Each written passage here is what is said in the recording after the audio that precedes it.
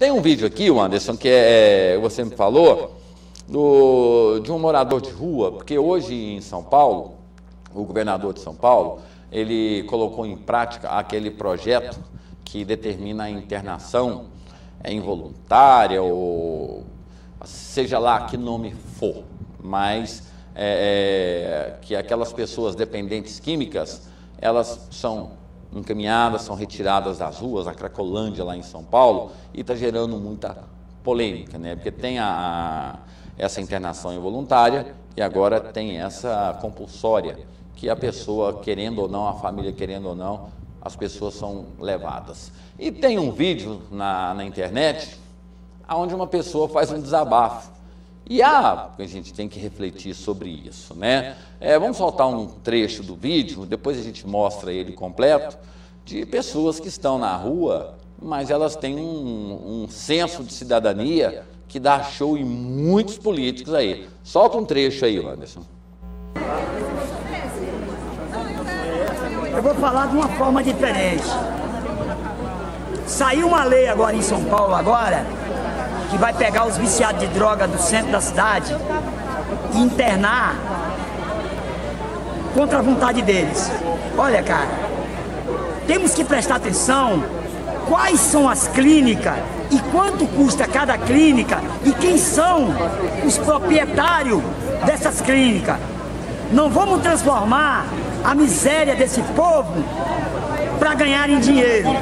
Eu não estou dizendo que vão roubar em cima disso. Porque se o governo, os governos, tivessem preocupado com o problema da droga, todas as crianças também que não usam droga, teria uma educação de qualidade. Porque agora, quando teve essa matança em São Paulo, as minhas filhas ficaram quase um mês sem ter aula. Não adianta só se preocupar com os caras que estão nas Cracolândia.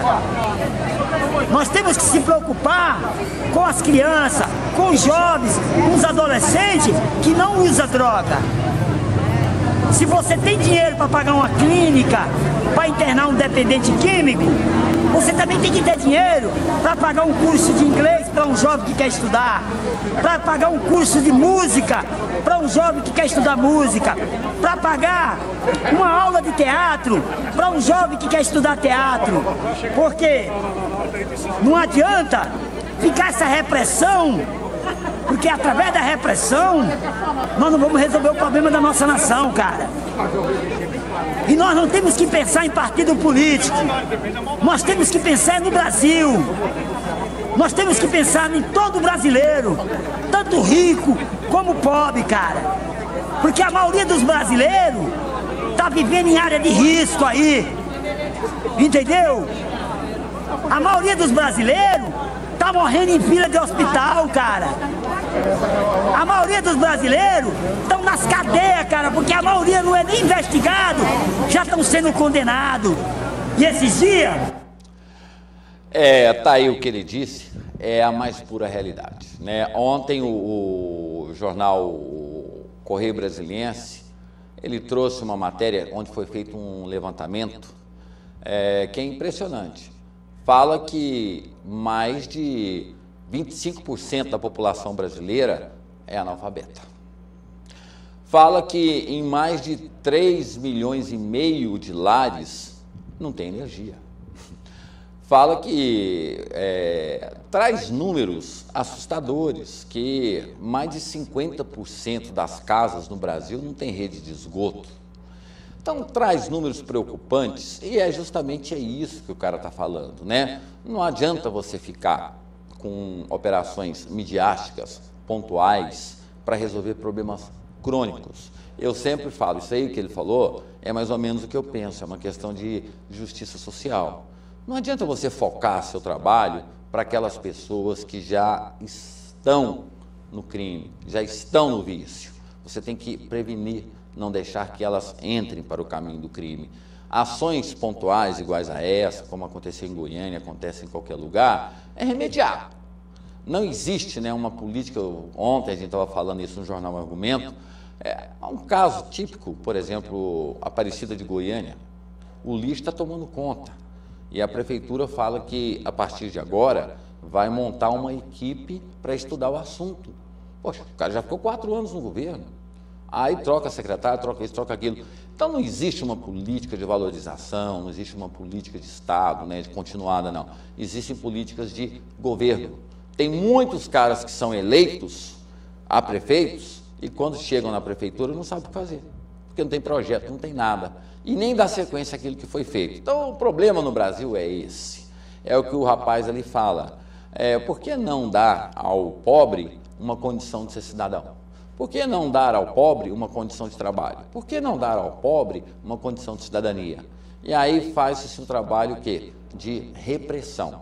Quando o governo é omisso, ele tem que depois assumir essa omissão e voltar lá e fazer a coisa que não deveria ter feito. Liberaram o usuário, né, com a descriminalização da droga.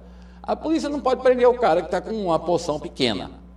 Mas aquele cara com a porção pequena, ele comete um crime, mata uma pessoa e aí vira um problema crônico.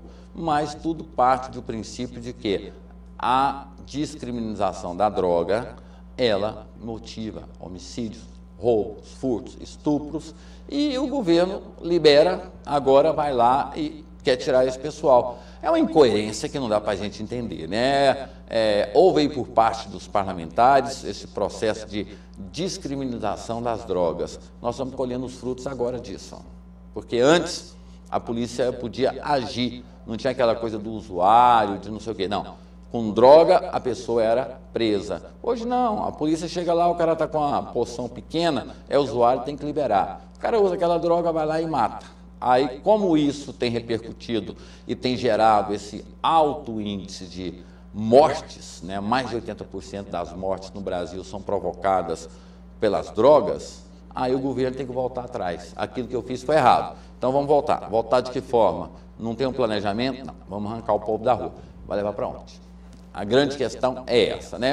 É um país sem projeto, é um país onde as pessoas sobrevivem, né? Sobrevivem.